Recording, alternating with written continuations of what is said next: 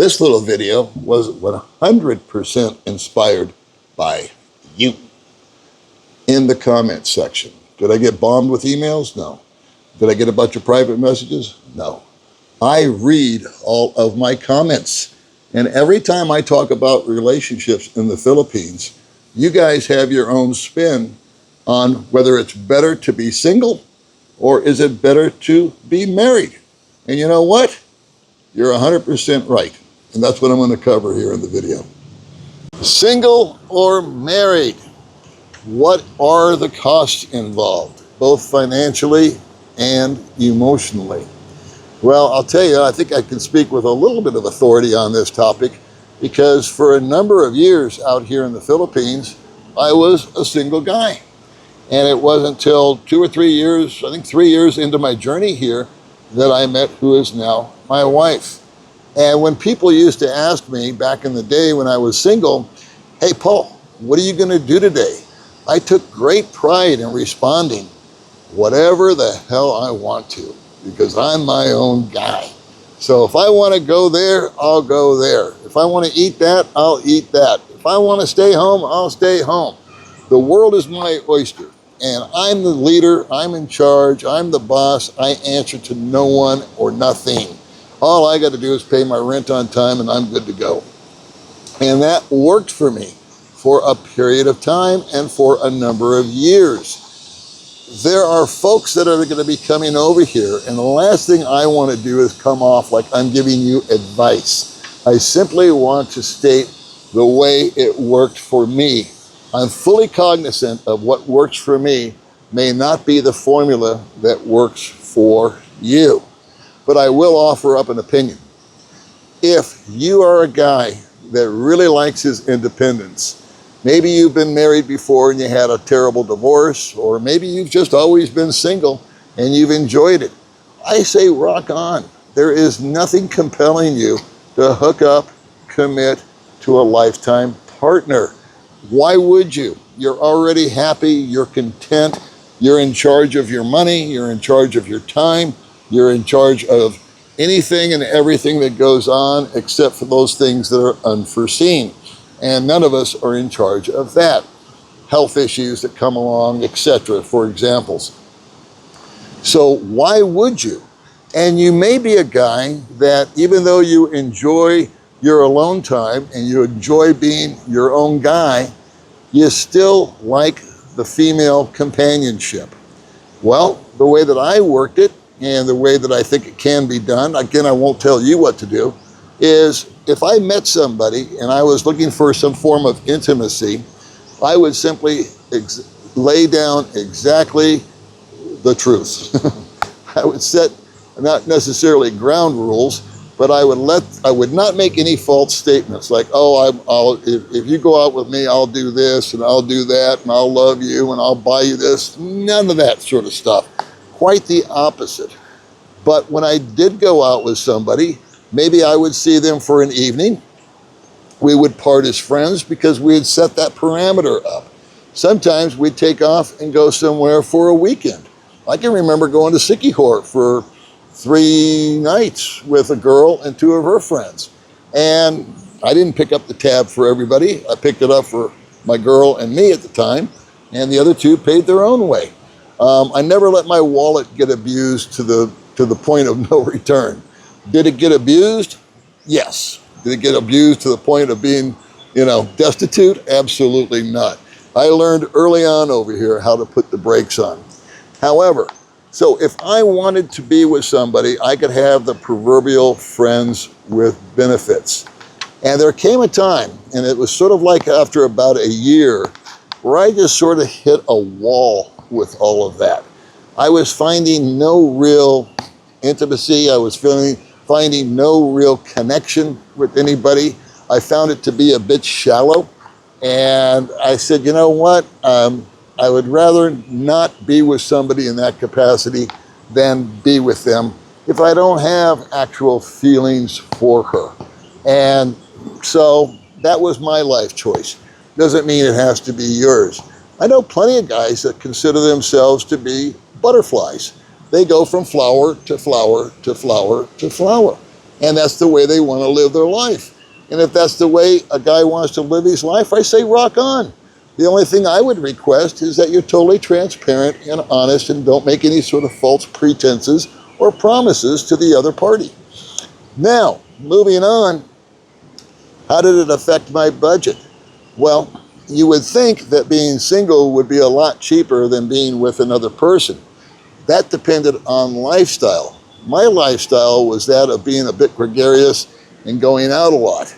And I'm one of those guys that when I go out with a local, I'll pick up the check. It's sort of expected, number one. And number two, I just think it's the right thing to do. So for the longest time, my budget was $1,500 a month as a single guy. And so those are the pluses, I believe, of being single. You're in control. If you want to pay, you pay. If you don't, you don't. If you want to be with someone, you're with them. If you want to stay home, you stay home. And nobody's got their hand in your wallet. You don't have to answer to anybody. Nobody's going to be questioning you when you walk through the door. And all those things that you may have experienced negatively in a previous relationship, they're gone, they're swept away, and you've decided you're going to stay that way, and I don't blame you. And in fact, I applaud you. You are running your own ship, and you're steering it in the right direction. Now, why would a guy like me that worked out on that type of platform, why would I go and get married? Well, I mentioned earlier that it was feeling a little shallow and had no depth. And then when my wife came along, I found that she was someone that really got my attention, not just her looks, but her attitude. And I thought, we dated for a long time, I'd say 6 months before we even had her stay over, or she decided to stay over with me. And from that point forward, we've been together. And did the budget go up? I have proof that it didn't, because I did budget videos as a single guy, and my number back then, not today, was $1,500 a month. My budget videos with her being my wife, baby May, $1,500 a month. So why didn't it change? I'm buying 2 hamburgers instead of 1, right? I'm paying for her makeup. If she wants to go to Okai, I'm picking that up. How can it not cost more? Well, here's the trade-off. She has the local culture down that I don't. If I go shopping for vegetables and fruit and local meats and whatnot, I get to pay my price. I've seen it over and over and over again. I've gone up and asked a vendor, how much is that avocado? And I've been quoted, say, 50 pesos. I walk away, my wife walks over after I'm out of the picture, and that same avocado is magically 22 pesos instead of 50. Wonder how that works. Dealing with locals, local entities, bureaucracies. My wife can go in and talk to them in their language. I'm not there intimidating them. I'm not there being a threat. She can talk to them in their language and just smooth things over to a degree that would be impossible for me. So as far as money goes, I'm fortunate in that my wife just isn't a spender. And she has her own little income stream with her own little YouTube channel. So, what about the family? That's usually the death knell of most relationships financially. The family hears about it, sees the foreigners here, and all of a sudden grandma's sick and the goat died and this and that and the other. And a lot of guys feel compelled to step up and pay for all of that. I think I would be too, but I also told myself, you know what? That's not going to be something that I do when I come over here, because I heard the horror stories. So while I may feel compelled to do it and pay for it one time, there never is just one time. Because once you pay for one thing, guess what? They're like mushrooms. Another one sprouts up over here, and another one over here, and another one over there. Again, I've just been blessed by the fact that my wife's family has never, ever injected themselves into our life for financial gain. In fact, quite the opposite. Her sisters have played an integral role in helping her help us take care of local matters over here with bureaucracies and other entities that we've had to deal with. And they've supported us and offered local information, referrals, where we've gotten things cheaper than we would have if we'd have just done it on our own, because the family got involved. They came over once and helped us. Well, they've done a lot of things for us. Whenever it comes time to mow my yard or whatnot, I hire her family to come over and do it, one member. I'm going to pay him the exact same amount of money that I would pay a stranger, but they remember that. Have I ever gone in and taken care of my wife's family financially? The answer is yes. There have been circumstances that I felt compelled to take care of because I could, and I thought it was the right thing to do. People have died, I've paid for the funeral. Recently, a little baby got sick, was born premature. My brother-in-law and we got together, we split the bill for the hospital. It didn't change his lifestyle. It didn't change my lifestyle. It wasn't that much to us, but it was the world to them. And they never forget that kind of stuff. Her sisters have stepped up and helped me countless times. And I won't belabor you with examples, you just need to take my word for it. So our budget now is $2,000 a month. This isn't a budget video, but why did it go up? Is it because I'm married and she's spending all this money? Nope, it's just good old-fashioned inflation. And I'm convinced that if she was out of the picture, it would still be $2,000 a month for me alone due to inflation. Things like dental work, braces, other things that she's had done, she's insisted on paying for it out of her own money. Again, maybe it's a unicorn that I've bumped into, or maybe I just had the patience to wait for the right person to come along. I've always told myself, Paul, slow down. Do not fools rush in where angels fear to tread. Take your time, especially with big decisions. So, having married her, why did I get married if we were just living together and cohabitating and everything was cool and groovy? Well, primarily it was for her.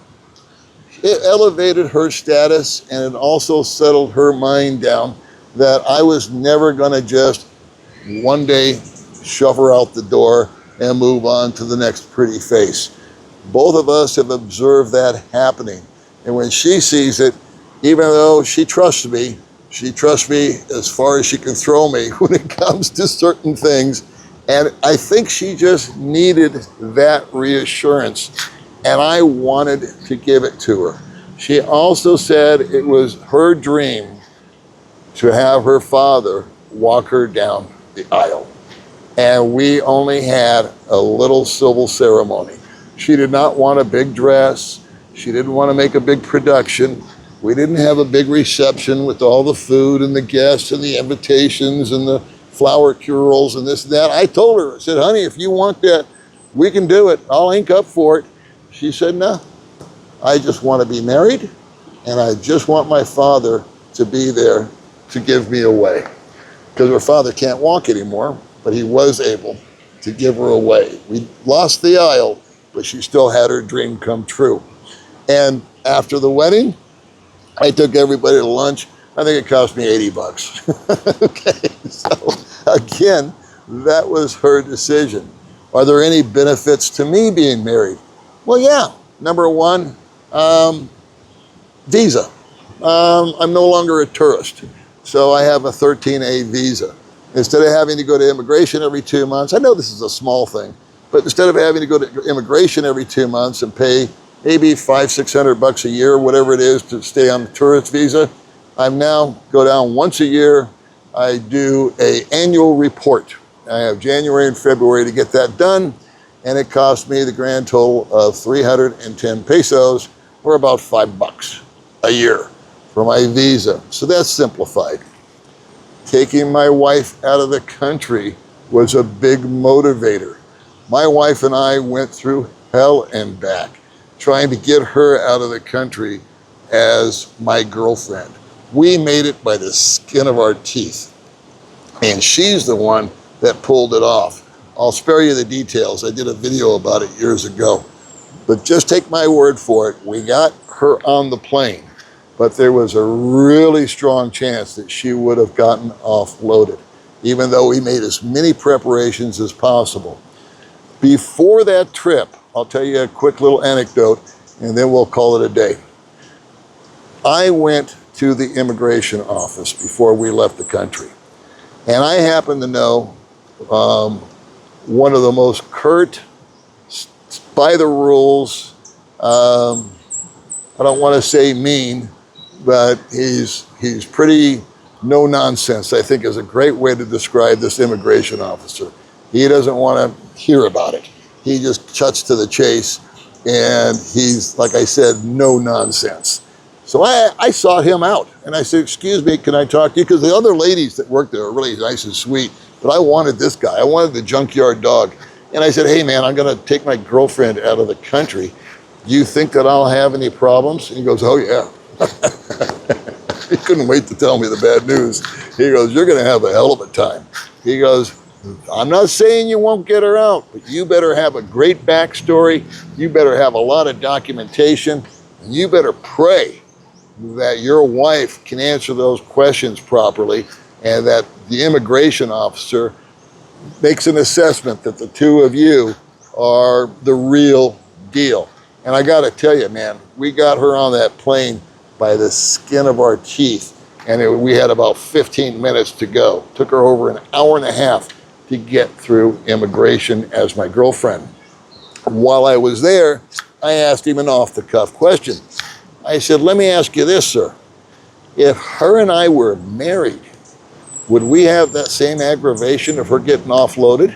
And the mean, no-nonsense immigration officer said to me, nope.